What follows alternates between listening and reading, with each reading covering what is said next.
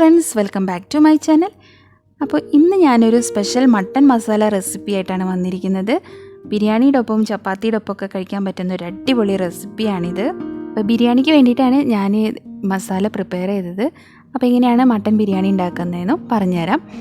അപ്പോൾ ഏറ്റവും ആദ്യം ബിരിയാണി ഉണ്ടാക്കുമ്പോൾ റൈസാണ് നമ്മൾ വേവിച്ച് എടുക്കേണ്ടത്. അപ്പോഴാണ് നമ്മൾ മസാലയൊക്കെ പ്രിപ്പയർ ചെയ്ത് വരുമ്പോഴേക്കും അരി കറക്റ്റ് പാകത്തിന് ഉലർന്ന് കിടക്കുകയുള്ളൂ. അപ്പോൾ ഇത് ഉണ്ടാക്കുന്നതിന് മുന്നേ അരി നന്നായിട്ട് സോക്ക് ചെയ്ത് വെക്കണം വെള്ളത്തിൽ. ഒരു മിനിമം ഒരു ഹാഫ് ആൻ അവറെങ്കിലും നമ്മൾ സോക്ക് ചെയ്ത് വെക്കണം. അതിൽ കൂടുതലായാൽ അത്രയും നല്ലത്. ഇനി ഇതിലേക്ക് നമ്മളൊരു 8 പേർക്കല്ലേ, അപ്പോൾ ഞാനിവിടെ 5 ഗ്ലാസ് കൈമ റൈസ് ആണ് എടുത്തിരിക്കുന്നത്. അപ്പോൾ അതിലേക്ക് 3 ടീസ്പൂൺ ഉപ്പാണ് കണക്കാക്കിയിട്ട് ഞാൻ ഉണ്ടാക്കിയത്. അപ്പോൾ ഉപ്പ് കറക്റ്റായി വന്നില്ലെങ്കിൽ ബിരിയാണിക്ക് ആ ഒരു ടേസ്റ്റ് കിട്ടില്ല.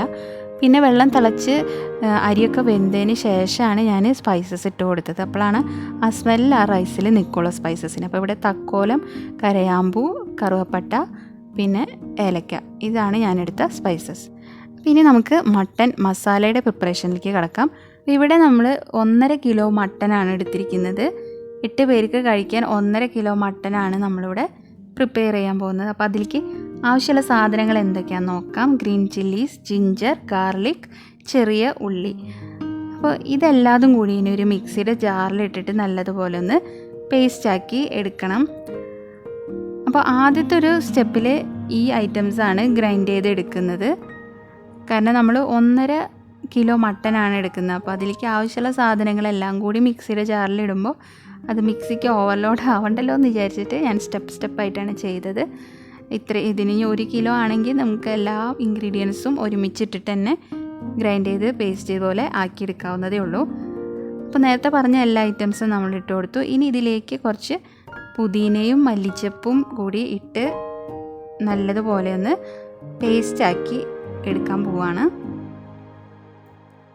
അപ്പോൾ നല്ലതുപോലെ പേസ്റ്റ് ആയിട്ടുണ്ട്. ഇനി ഇതിലേക്ക് അടുത്തതായിട്ട് നമ്മൾ ആഡ് ചെയ്യുന്നത്, നെക്സ്റ്റ് സ്റ്റെപ്പിൽ നമ്മൾ ചെയ്യുന്നതാണ് കാഷ്യൂ നട്ട്സ്. കുറച്ച് നമ്മളൊരു കാഷ്യൂ നട്ട്സ് ഒരു പിടിയാണ് ഞാൻ എടുത്തിരിക്കുന്നത് കേട്ടോ. ഒരു കയ്യിൽ ഒതുങ്ങുന്നൊരു പിടി ഞാൻ എടുത്തിട്ടുണ്ട്. പിന്നെ 3 ടീസ്പൂൺ തൈര്, 3 ടീസ്പൂൺ കേട് ഇട്ട് കൊടുക്കാം. പിന്നെ ബാക്കി എല്ലാ പൊടികളും നമ്മൾ ഈ മിക്സിയുടെ ജാറിലിട്ടിട്ട് ഒപ്പം തന്നെ അടിച്ചെടുക്കുകയാണ് ചെയ്യുന്നത്. അപ്പോൾ ഇതിലേക്ക് ആവശ്യമുള്ള പൊടികൾ 1.5 ടീസ്പൂൺ കുരുമുളക് പൊടി ഇട്ട് കൊടുക്കാം, 1 ടീസ്പൂൺ ഗരം മസാലപ്പൊടി, 2 ടീസ്പൂൺ മഞ്ഞൾപ്പൊടി, 1.5 ടീസ്പൂൺ ഉപ്പ്, 2 ടീസ്പൂൺ മുളക് പൊടി. അപ്പോൾ ഇതിട്ട് കൊടുക്കുന്ന സമയത്ത് ഞാൻ മുളക് പൊടി ഇട്ട് കൊടുക്കാൻ മറന്നുപോയി. അപ്പോൾ ഇത് പിന്നെ എല്ലാതും കൂടി ഗ്രൈൻഡ് ചെയ്തതിന് ശേഷമാണ് പിന്നെ 2 ടീസ്പൂൺ മുളക് പൊടി ഞാൻ ഇട്ട് കൊടുത്തത്. അപ്പോൾ അത് ആ സമയത്ത് ഞാൻ ഇടാൻ മറന്നു പോയതായിരുന്നു. അപ്പോൾ ഇതെല്ലാതും കൂടി നല്ലൊരു പേസ്റ്റ് രൂപത്തിലാക്കി എടുത്തിട്ടുണ്ട്.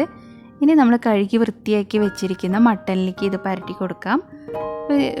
ബിരിയാണി ആയ കാരണം ഞാൻ ഇത്തിരി വലിയ കഷ്ണത്തിന് ആക്കി വെച്ചിട്ടുണ്ട്. മട്ടൻ്റെ കഷ്ണം മേടിക്കുമ്പോൾ ബിരിയാണിക്കാണെങ്കിൽ അതിൻ്റെ കാല് മേടിക്കാൻ നോക്കുന്നതായിരിക്കും നല്ലത്. കാരണം അപ്പോഴാണ് നല്ലൊരു മാംസം കിട്ടുള്ളൂ. അപ്പോൾ ബിരിയാണി മേടിക്കുമ്പോൾ ബിരിയാണിക്ക് വേണ്ടിയിട്ട് നമ്മൾ മട്ടൻ മേടിക്കുന്നുണ്ടെങ്കിൽ കാലിൻ്റെ ഭാഗം മേടിക്കാനായിട്ട് നോക്കുന്നതായിരിക്കും നല്ലത്. അപ്പോൾ ഇതൊരു അരമണിക്കൂർ നമുക്ക് മാരിനേറ്റ് ചെയ്ത് കുക്കറിൽ ഇട്ടിട്ട് അരമണിക്കൂർ വേവിച്ചെടുക്കാം. അപ്പോൾ ആ സമയം കൊണ്ട് നമുക്ക് ബാക്കിയുള്ള പരിപാടിയിലേക്ക് കിടക്കാം. അപ്പോൾ ഞാനൊരു ഉരുളി ചൂടായി വരുമ്പോൾ കോക്കനട്ട് ഓയിലാണ് ഒഴിച്ചു കൊടുക്കുന്നത്. കോക്കനട്ട് ഓയിൽ ഒഴിച്ചു കൊടുക്കാം. ഇനി ഇതിലേക്ക് ഒരു 8 സബോളയാണ് എടുത്തിരിക്കുന്നത്. 8 ഒനിയൻ നല്ല നൈസാക്കി, ഒരു മീഡിയം സൈസിലുള്ളതാണ് കേട്ടോ എടുത്തിരിക്കുന്നത്. മീഡിയം സൈസിലുള്ള ഒനിയൻ നല്ല നൈസാക്കി അരിഞ്ഞ് എടുത്തിട്ടുണ്ട്. അപ്പോൾ ഈ 8 ഒനിയൻ എടുത്തിരിക്കുന്നത് എന്തിനാണെന്ന് വെച്ചാൽ ഞാൻ ബിരിയാണിക്കും അതുപോലെ തന്നെ നമ്മുടെ മട്ടൻ മസാലയ്ക്കും കൂടിയിട്ട് വേണ്ടിയിട്ടാണ് ഇത് വറുത്തെടുക്കുന്നത്. അപ്പോൾ മട്ടൻ മസാലയ്ക്കും നമ്മൾ ഒനിയൻ വറുത്തത് വേണം, അതുപോലെ ബിരിയാണിക്കും വേണം. അപ്പോൾ 8 മീഡിയം സൈസിലുള്ള ഒനിയനാണ് നമ്മളിവിടെ വറുത്തെടുക്കുന്നത്. ഇതൊരു നല്ല ഗോൾഡൻ ബ്രൗൺ കളർ ആവുമ്പോൾ നമുക്ക് ഇതിൽ നിന്ന് മാറ്റി വയ്ക്കാം. ഇത് ഇത് ആദ്യം കാണുമ്പോൾ നമുക്ക് ഗോൾഡൻ ബ്രൗൺ കളർ ആയില്ലല്ലോ, നമ്മൾ ആ ഒരു ബിരിയാണിയുടെ ആ ഒരു കളർ ആയില്ലല്ലോ എന്ന് വിചാരിക്കും. പക്ഷേ ശരിക്കും ഈ ഒരു കളറിൽ തന്നെ നമ്മളത് മാറ്റി വെക്കണം. അപ്പോൾ അത് കുറച്ച് കഴിഞ്ഞ് നമ്മൾ നോക്കുമ്പോൾ കറക്റ്റ് ഇതിനെക്കാട്ടിയും ഡാർക്ക് കളർ ആവുകയാണ് ചെയ്യുക. അപ്പോൾ ഓൾറെഡി നമ്മൾ നന്നായി മുരിഞ്ഞ് ഇതായിട്ട് വരുമ്പോൾ പിന്നെ നോക്കുമ്പോൾ കരിഞ്ഞ രൂപത്തിലേക്കാവും. അപ്പോൾ ഞാനെപ്പോഴും ഈ ഒരു രൂപത്തിലാവുമ്പോൾ മാറ്റി വയ്ക്കുകയാണ് ചെയ്യുക. അപ്പോൾ അത് പ്ലേറ്റിലേക്ക് മാറ്റി വയ്ക്കാം. ഇനി ഇപ്പം ആ ഒരു കളറ് വന്നിട്ടുണ്ട്. ഇനി ഈ ഒരു കളറിൽ നിന്ന് ഇത്തിരിയും കൂടി ഡാർക്കായിട്ടാവും കുറച്ച് കഴിഞ്ഞ് നോക്കുമ്പോൾ കാണാം. അപ്പോൾ ഈ എടുത്ത് മാറ്റി വെച്ച അതേ ഓയിലിൽ തന്നെയാണ് ഇനി ബാക്കി പ്രിപ്പറേഷൻ നമ്മൾ മസാല ഉണ്ടാക്കാൻ പോകുന്നത്. അപ്പോൾ ആദ്യം തന്നെ നമുക്ക് വേപ്പിലിട്ട് കൊടുക്കാം. കുറച്ചധികം തന്നെ ഇട്ട് കൊടുക്കാം. കാരണം ഈ ഒരു 1.5 കിലോ മട്ടൻ ആണല്ലോ, അപ്പോൾ കുറച്ചധികം തന്നെ ഇട്ട് കൊടുക്കാം. അപ്പോൾ ഇതൊന്ന് റെഡി ആയിട്ട് വരുമ്പോൾ ഇനി തക്കാളി ഇട്ട് കൊടുക്കാം. ഇപ്പോൾ ഒരു 5 തക്കാളിയാണ് കേട്ടോ ഞാനിവിടെ എടുത്തിരിക്കുന്നത്. 5 തക്കാളി നല്ല ചെറുതാക്കി അരിഞ്ഞിട്ട് ഇട്ട് കൊടുത്തിട്ടുണ്ട്. ഇനി ഇത് ഒരു ചെറിയ തീയിലിട്ടിട്ട് നന്നായി അതൊന്ന് ഉടച്ചെടുക്കണം.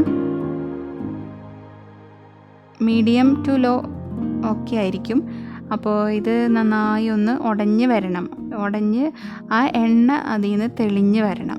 അപ്പോഴാണ് അതിൻ്റെ കറക്റ്റ് പാകം. അപ്പോൾ ആ ഒരു സമയം നമ്മളിപ്പോൾ റൈസൊക്കെ നന്നായി കണ്ടോ. അപ്പോൾ നമ്മൾ നേരത്തെ തന്നെ റൈസ് പ്രിപ്പയർ ചെയ്ത് തരണം. അത് നന്നായി ഉലർന്ന് കിട്ടിയിട്ട് തന്നെ ഉണ്ട്. അപ്പോൾ ഈ നമ്മൾ വറുത്ത് വെച്ച ഒനിയനും അതിൻ്റെ കൂട്ടത്തിൽ തന്നെ അണ്ടിപ്പരിപ്പും മുന്തിരിയും കൂടിയും നെയ്യിൽ ചൂടാക്കി എടുത്തിട്ടുണ്ട്, വറുത്തെടുത്തിട്ടുണ്ട്. അപ്പോൾ അതും എല്ലാം കൂടി മിക്സ് ചെയ്ത് കുറച്ച് പൈനാപ്പിൾ എസൻസും കൂടി ഇട്ട് കൊടുത്തു കഴിഞ്ഞാൽ റൈസിൻ്റെ പ്രിപ്പറേഷൻ കഴിഞ്ഞു. അപ്പോൾ നമ്മൾ വറുത്തെടുത്ത ആ ഒനിയനും പിന്നെ നെയ്യിൽ വറുത്തെടുത്ത അണ്ടിപ്പരിപ്പും മുന്തിരിയും പിന്നെ കുറച്ച് പുതിനയും മല്ലിച്ചപ്പൊക്കെ ഇട്ട് കുറച്ച് എസൻസ് ഇട്ട് കഴിഞ്ഞാൽ റൈസിൻ്റെ പ്രിപ്പറേഷൻ കഴിഞ്ഞു. ഇനി നമ്മൾ മസാലയാണ് ഉണ്ടാക്കുന്നത്. അപ്പോൾ കണ്ടോ, ഇപ്പോൾ നല്ലതുപോലെ ആ എണ്ണയൊക്കെ തെളിഞ്ഞ് വന്നിട്ടുണ്ട്. ഇനി ഇതിലേക്ക് നമുക്ക് ഗരം മസാലയുടെ പൗഡറും അതുപോലെ തന്നെ കുരുമുളക് പൊടിയും ഇട്ട് കൊടുക്കണം. 2 ടീസ്പൂൺ ഗരം മസാലപ്പൊടിയും ഇട്ട് കൊടുത്തിട്ടുണ്ട്. പിന്നെ 1 ടേബിൾ സ്പൂൺ കുരുമുളക് പൊടി കൂടി ഇട്ട് കൊടുത്തിട്ടുണ്ട്. ഇനി ഇത് നല്ലതുപോലെ ഒന്ന് മിക്സ് ചെയ്ത് ഇതിലേക്ക് ഇനി നമ്മൾ വേവിച്ച് വെച്ചിരിക്കുന്ന മട്ടനിൽ നമ്മൾ വേവിക്കുമ്പോൾ വെള്ളമൊന്നും ചേർക്കേണ്ട ആവശ്യമില്ല. കാരണം നമുക്കിത് വറ്റിച്ചെടുക്കണമല്ലോ. അപ്പോൾ അതിൽ നിന്ന് തന്നെ ഇറങ്ങി വരും. കണ്ടോ, ഇപ്പോൾ ഞാൻ ആ വേവിച്ച് വെച്ച മട്ടൻ ഇതിലേക്ക് ഒഴിച്ചു കൊടുത്തിട്ടുണ്ട്.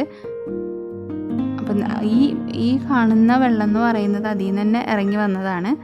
അപ്പോൾ ഇത് നന്നായിട്ടൊന്ന് നമുക്ക് വറ്റിച്ചെടുക്കണം.